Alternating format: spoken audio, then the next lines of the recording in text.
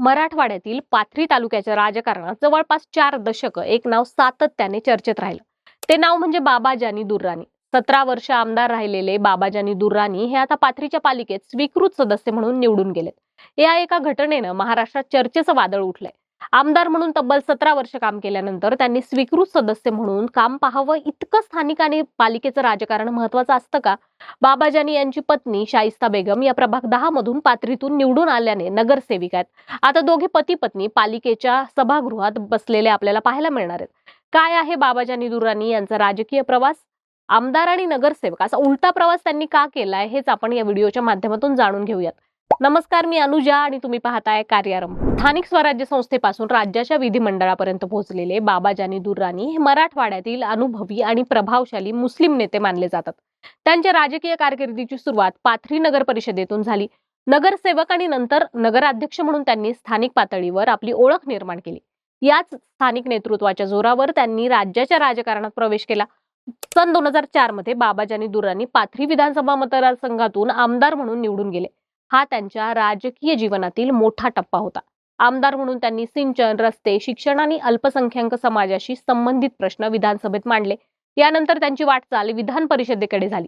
त्यांनी 3 वेळा महाराष्ट्र विधान परिषदेचे सदस्य म्हणून काम केले. म्हणजेच ते एकदा विधानसभा आमदार आणि 2 पेक्षा अधिक वेळा विधान परिषदेचे आमदार राहिले. एकूण पाहता तब्बल 17 वर्ष ते महाराष्ट्राच्या विधिमंडळात सक्रिय होते. राजकीय पक्षांच्या बाबतीत पाहिलं तर बाबाजानी दुर्राणी यांचा सर्वात मोठा काळ हा राष्ट्रवादी काँग्रेस पक्षाशी निगडीत होता.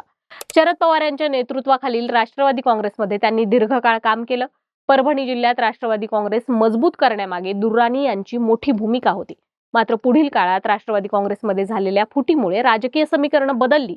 काही काळ अजित पवार गटाशी जवळीक, काही काळ शरद पवार गटात सक्रिय अशी त्यांची भूमिका राहिली. या बदलत्या राजकीय परिस्थितीचा थेट परिणाम त्यांच्या स्थानिक राजकारणावर देखील झाला. सन 2025-26च्या पाथरी नगर परिषद निवडणुकीत दुर्राणी यांच्या गटाला अपेक्षित यश मिळालं नाही. याच काळात त्यांनी राष्ट्रवादी काँग्रेस सोडून काँग्रेस पक्षात प्रवेश केला.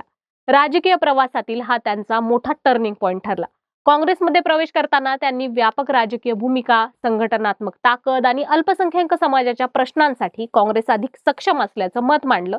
मात्र या सगळ्या घडामोडींमध्ये एक प्रश्न आता निर्माण होतोय, तो म्हणजे 17 वर्ष आमदार राहिलेल्या नेत्याची भूमिका आता काय असणार आहे? याच उत्तरात बाबाजानी दुर्राणी पाथरी नगरपालिकेमध्ये स्वीकृत सदस्य म्हणून दाखल झालेत. महाराष्ट्र नगरपालिका कायद्यानुसार अनुभव संपन्न आणि ज्येष्ठ नेत्यांना थेट निवडणूक न लढवता स्वीकृत सदस्य म्हणून नगरपालिकेमध्ये सामावून घेता येतं. या तरतुदीचा वापर करून दुर्राणी यांची स्वीकृत सदस्य म्हणून नियुक्ती करण्यात आली आहे. स्वीकृत सदस्य म्हणून त्यांना सभागृहात बोलण्याचा, चर्चा करण्याचा अधिकार आहे. मात्र त्यांना मतदानाचा अधिकार नाही. म्हणजे सत्ता नाही, पण मार्गदर्शन आणि अनुभवाची भूमिका आहे. पण पुन्हा प्रश्न, बाबाजानी यांना नगरपालिकेत का जावं लागलं? तर त्याचं महत्वाचं कारण म्हणजे स्थानिक राजकारणावर आपली पकड ठेवायची असेल तर पहिल्यांदा नगरपालिकेत आपला दबदबा असायला हवा. आपण जर नगरपालिकेत नाही गेलो तर आपल्या पक्षाकडून निवडून गेलेले सदस्य पुढे मागे आपल्याच विरोधात बंड करतील अशी भीती बाबाजानी दुर्राणी यांना वाटत होती. पाथरी पालिकेत शिवसेनेचे आसेफ खान हे नगराध्यक्ष आहेत. त्यांनी जुनेद खान दुर्राणी यांचा पराभव केला होता. सुमारे 35 वर्षांची बाबाजानी यांची राजवट आसेफ खान यांनी संपुष्टात आणली होती. पाथरी पालिकेत बाबाजानी यांच्या गटाचे 12, शिवसेनेचे 9 आणि इतर 2 नगरसेवक आहेत.